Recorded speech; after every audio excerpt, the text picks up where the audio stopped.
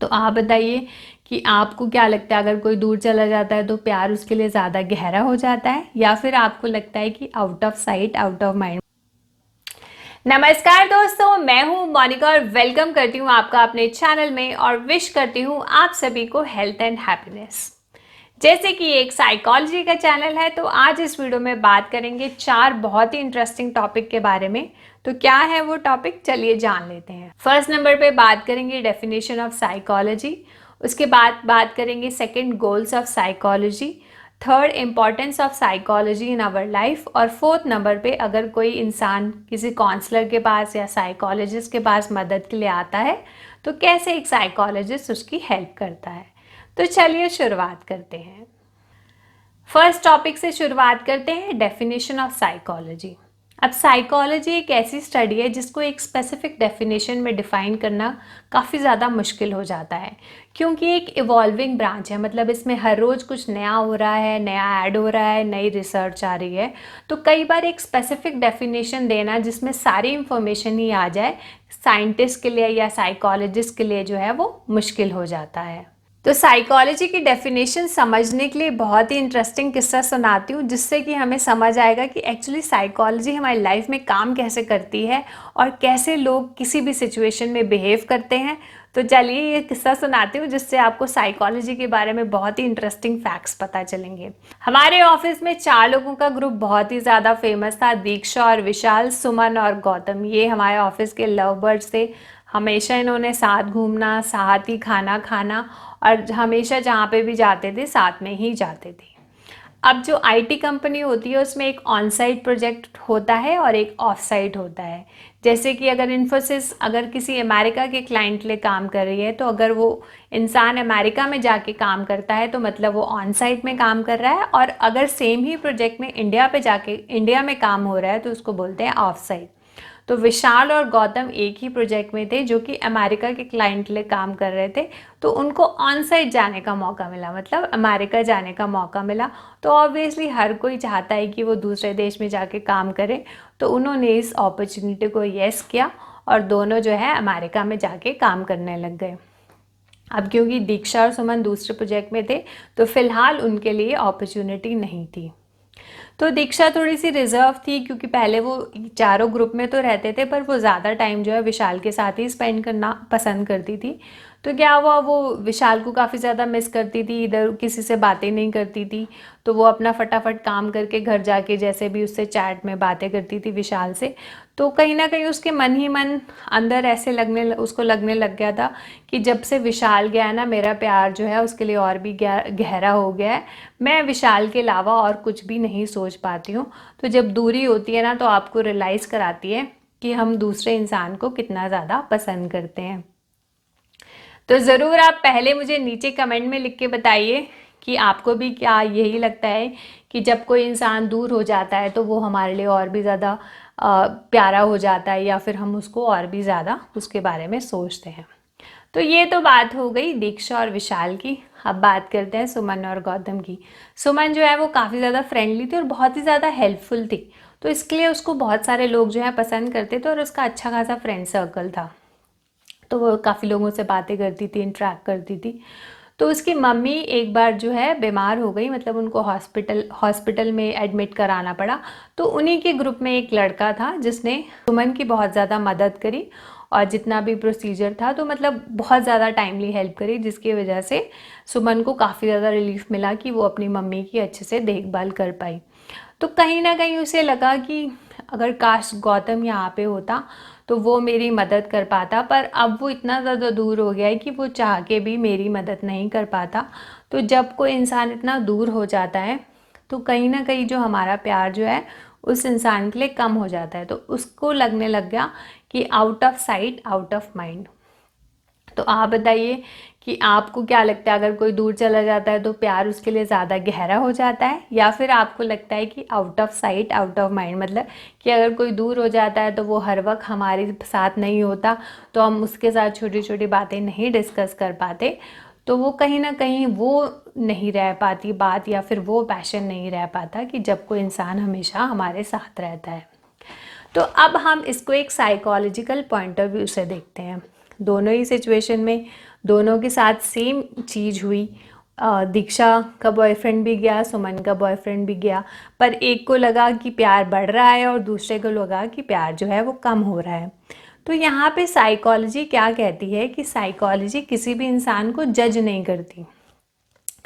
Psychology सिर्फ behaviour और pattern को स्टडी करती है और उस बिहेवियर और उनके पैटर्न, मतलब कि कोई इंसान किसी सिचुएशन में कैसे बिहेव करता है, उस पैटर्न को स्टडी करने की कोशिश करती है, और जिससे वो ये प्रिडिक्ट कर सके कि फ्यूचर में अगर ऐसी सिचुएशन आती है तो कोई इंसान उस समय कैसा बिहेव करता है। तो चलिए पहले इसकी डेफिनेशन देख लेते हैं।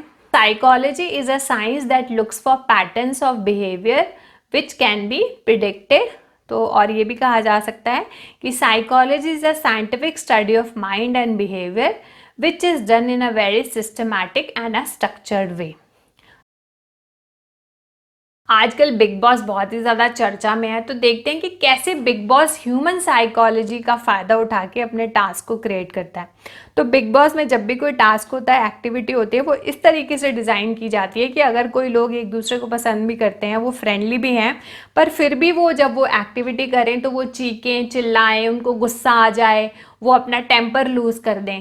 तो उन्होंने टास्क ही ऐसा क्रिएट करा होता है कि चाहे उससे पहले पूरे घर का माहौल अच्छा हो, सब कुछ ठीक हो, पर उस एक्टिविटी को करने के दौरान उनको, लोगों को गुस्सा आए, वो चीखें, वो रोएं, वो चिल्लाएं। और जब ये सब होता है तो ऑब्वियसली जो ऑडियंस है उनको देखने में ज़्यादा मज़ा आता है, यही फैक्ट है, तभी इसी के सर पे ही बिग बॉस को जो है ऑडियंस मिलती है।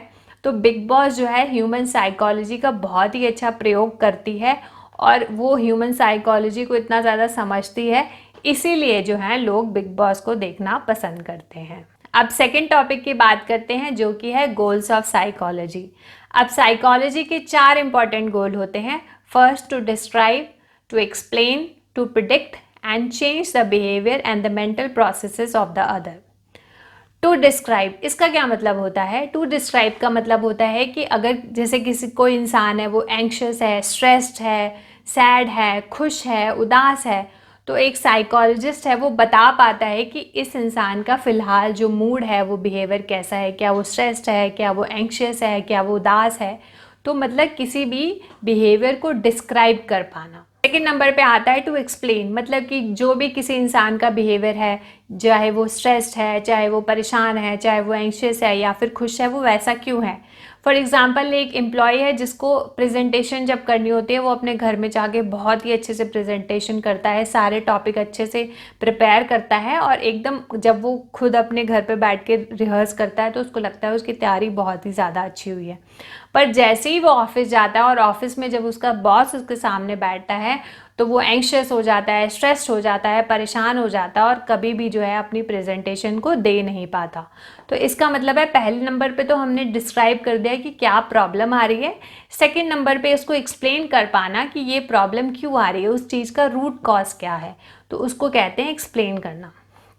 जब हमने एक्सप्लेन कर दिया तो उस चीज़ को हमने प्रिडिक्ट करना है, मतलब कि ऐसी सिचुएशन किन कारणों के से आई होगी। तो हो सकता है टू प्रिडिक्ट, ये थर्ड पॉइंट है, तो हो सकता है कि उसका बॉस हमेशा उसको जैसे डीमोरलाइज करता हो, उसको कहता हो कि तुम अच्छी इंग्लिश नहीं बोलते या फिर तुम अच्छा एक्सप्रेस नहीं करते। तो जब भी बॉस सामने आ जाता है तो वो कहीं ना कहीं घबरा जाता है और बहुत ज़्यादा एंग्शियस हो जाता है। तो फिर से इसको बिग बॉस से रिलेट करने की कोशिश करते हैं। जैसे बिग बॉस को पता है कि अगर हम ये वाली एक्टिविटी डालेंगे ना तो लोग लड़ेंगे, चिल्लाएंगे, चीखेंगे, रोएंगे, तभी वो जो है वो एक्टिविटी उसके अंदर डालते हैं। तो और अगर सपोज करो वो एक्टिविटी नहीं चली, मतलब उन्होंने एक सीज़न में उस एक्टिविटी को डाला और लोग बिल्कुल लड़े ही नहीं और उनका जो है, इसका मतलब वो उनका जो भी उन्होंने सोचा था वो काम गड़बड़ हो गया, तो नेक्स्ट टाइम या तो उनको वो एक्टिविटी हटानी पड़ेगी या फिर वो एक्टिविटी इम्प्रोवाइज करनी पड़ेगी जिससे कि लोग फिर से लड़ें। तो ये एक गलत तरीका है साइकोलॉजी को यूज़ करने का, पर डेफिनेटली बिग बॉस जो है ह्यूमन साइकोलॉजी को बहुत ही अच्छे तरीके से यूज़ करता है जिससे कि ऑडियंस भी एंगेज रहें और लोग भी आपस में लड़ते रहें।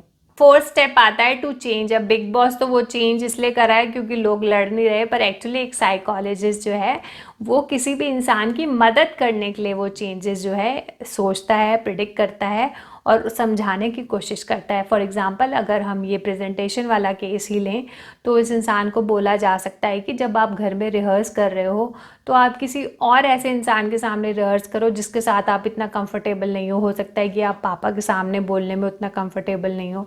तो इमेजिन करो कि आपके पापा ही आपके बॉस हैं, तो फिर आप रिहर्स करो तो धीरे धीरे जो है वो जो फियर है वो बाहर निकल आएगा। तो हर एक साइकोलॉजिस्ट अपने हिसाब से डिफरेंट थ्योरीज होती हैं, डिफरेंट थेरेपीज़ होती हैं, उनको यूज़ करने की कोशिश करता है जिससे कि वो करंट बिहेवियर को चेंज कर सके और एक इफ़ेक्टिव बिहेवियर जो है किसी भी इंसान में इम्प्लीमेंट कर सके। अब आते हैं थर्ड टॉपिक पे कि कैसे साइकोलॉजी हमारी लाइफ में बहुत ही ज़्यादा हेल्पफुल है। Psychology help people because it can explain why people act the way they do. इसका मतलब है कि साइकोलॉजी क्योंकि पैटर्न्स को पढ़ती है, बिहेवियर को पढ़ती है, देखती है कि कोई इंसान किस सिचुएशन में कैसा बिहेव करता है, तो वो कहीं ना कहीं उनको ये एक्सप्लेन करने में मदद करती है कि इस सिचुएशन में ऐसा बिहेव क्यों किया, जिससे कि अगर उसमें कोई चेंज लाने की ज़रूरत है तो उसे लाया जा सके। Second, psychology helps understanding the different factors that can impact the human mind and behaviour.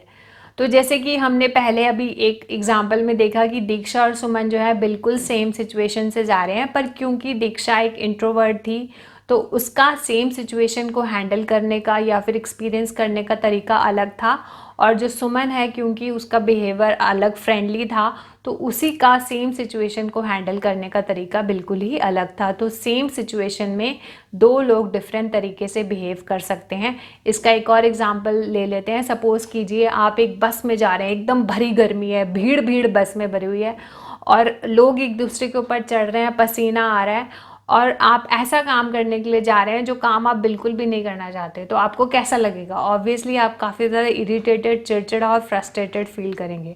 अब बिल्कुल सेम ही सिचुएशन है, उतनी ही भरी हुई भीड़ बस है, उतनी ही भीड़ है, उतना ही पसीना आ रहा है, उतनी गर्मी है, पर आप लोग मिलके पिकनिक ले जा रहे हैं, तो ऑब्वियसली सब कुछ सेम है, पर अब आपकी फीलिंग जो है डिफरेंट होगी। आपके मन में एक एक्साइटमेंट है कि हाँ हम पिकनिक पे जाएंगे, हम ऐसा करेंगे, हम वैसा करेंगे। तो सिचुएशन एक ही हो सकती है, पर कोई इंसान उस सिचुएशन के बारे में क्या सोच रहा है, क्या एक्सपीरियंस कर रहा है, ये इंडिविजुअल टू इंडिविजुअल डिपेंड करता है। तो साइकोलॉजी हमें मदद करती है समझने के लिए कि इस सिचुएशन का इस इंसान के ऊपर क्या इम्पैक्ट पड़ा और दूसरे इंसान के ऊपर क्या इम्पैक्ट पड़ा। Third, psychology helps to recognise issues that impact health, daily life and wellbeing. इसका मतलब है कि वो समझने की कोशिश करती है कि कोई इंसान की हेल्थ प्रॉब्लम क्यों है, कहीं उसका लाइफस्टाइल तो ख़राब नहीं है, या फिर कहीं ऑफिस में स्ट्रेस तो नहीं है, या फिर घर पे कोई प्रेशर तो नहीं है। तो साइकोलॉजी हर एक पहलू ऑफ लाइफ को समझने की कोशिश करती है और फिर वो दूसरे इंसान को जिसको मदद की ज़रूरत है उसको उस इशू को रिजॉल्व करने के लिए हेल्प करती है। Psychology helps in creating a safer and more efficient work places. जैसे कई प्रोफेशन होते हैं जिसमें वुमेंस को थोड़ी सी सिक्योरिटी की ज़रूरत होती है, तो उस ऑफिस में ऐसा इन्वायरमेंट क्रिएट करना कि सारी जो फीमेल्स हैं वो सिक्योर फील करें। तो साइकोलॉजी एक kind of a environment create करने की कोशिश करती है जहाँ पे सारे सेफ फील करें। Helping motivate people to achieve the goals. अब जैसे फॉर एग्जांपल स्पोर्ट्स है, स्पोर्ट्स में ना सिर्फ कोचेस फिजिकल फिटनेस के लिए होते हैं बल्कि मेंटल फिटनेस के लिए भी होते हैं, क्योंकि स्पोर्ट्स जो है उसमें हार जीत चलती रहती है कि कोई स्पोर्ट्समैन है हार को कैसे लेता है, कहीं वो बहुत ज़्यादा डिप्रेस तो नहीं हो जाता या फिर बहुत ही ज़्यादा टेंस्ड हो जाता है, एंग्शियस हो जाता है। जैसे धोनी को इसलिए बहुत ही सक्सेसफुल कैप्टन कहा जाता था क्योंकि वो बहुत ही काम और कंपोज थे। तो वो ना सिर्फ सक्सेस बल्कि फेलियर को भी काफ़ी अच्छे से हैंडल कर लेते थे। वो स्ट्रेस की सिचुएशन में भी बहुत ही कंपोज रहते थे और सही डिसीजन जो है वो ले पाते थे। तो इसलिए मेंटल हेल्थ जो है बहुत ही ज़्यादा इम्पॉर्टेंट होती है। फिर साइकोलॉजी हेल्प करता है इन इम्प्रूविंग प्रोडक्टिविटी। अगर आप सुपर मार्केट में जाएं तो आप हमेशा देखेंगे कि जो काउंटर होते हैं उसके पास चॉकलेट्स, टॉफ़ी ये सब रखे रहते हैं, क्योंकि उन्हें पता है कि अगर कोई लोग अपने बच्चों के साथ आएंगे तो बच्चे टॉफ़ी को देखेंगे या फिर ये चॉकलेट्स को देखेंगे, तो वो जब लाइन में खड़े होंगे तो वो पक्का ही अपने पेरेंट्स को कहेंगे कि हमें ये चीज़ें चाहिए। तो हर एक चीज़ को बड़ी सोच समझ के सुपर मार्केट में रखा जाता है। A psychologist can help people to improve their decision making. अगर कोई इंसान एक साइकोलॉजिस्ट के पास मदद के लिए आता है, फॉर एग्जांपल एक लड़की है, उसकी शादी होने वाली है, अब उसको समझ नहीं आ रहा कि ये लड़का उसके लिए सही है कि नहीं है, जबकि वो उसका बॉयफ्रेंड ही है, पर फिर भी वो डिसाइड नहीं कर पा रही है कि मुझे इससे शादी करनी चाहिए कि नहीं। तो एक साइकोलॉजिस्ट सजेस्ट कर सकता है कि आप उसके पैटर्न स्टडी करो, उसका बिहेवियर स्टडी करो कि डिफरेंट सिचुएशन में वो कैसा बिहेव करता है, क्या कब उसको गुस्सा आता है, जब वो स्ट्रेस होता है तो क्या वो बहुत ज़्यादा परेशान हो जाता है या फिर वो सिचुएशन को काफ़ी ज़्यादा अच्छे से हैंडल कर पाता है। तो जब हम किसी इंसान के बिहेवियर और पैटर्न को स्टडी करते हैं तो उसके बारे में प्रिडिक्ट करना कंपैरेटिवली आसान हो जाता है। जब हम साइकोलॉजी के डिफरेंट फैक्टर्स पढ़ते हैं तो उनका फ़ायदा क्या होता है? All these can help people to have more successful career, better relationship, more self confidence and overall better communication. तो ये सारी चीज़ों में एक अगर हमें साइकोलॉजी आती है तो इसके बेसिस पे हमारे ये डिफरेंट एरियाज ऑफ लाइफ जो हैं इम्प्रूव हो जाते हैं। अगर आपको लगता है ये वीडियो किसी की मदद कर सकता है तो ज़रूर आप इस वीडियो को शेयर कर सकते हैं। तब तक के लिए नमस्कार दोस्तों, मैं हूँ Monika. Wish you all health and happiness. Take care, bye, thank you और मिलेंगे नेक्स्ट वीडियो में।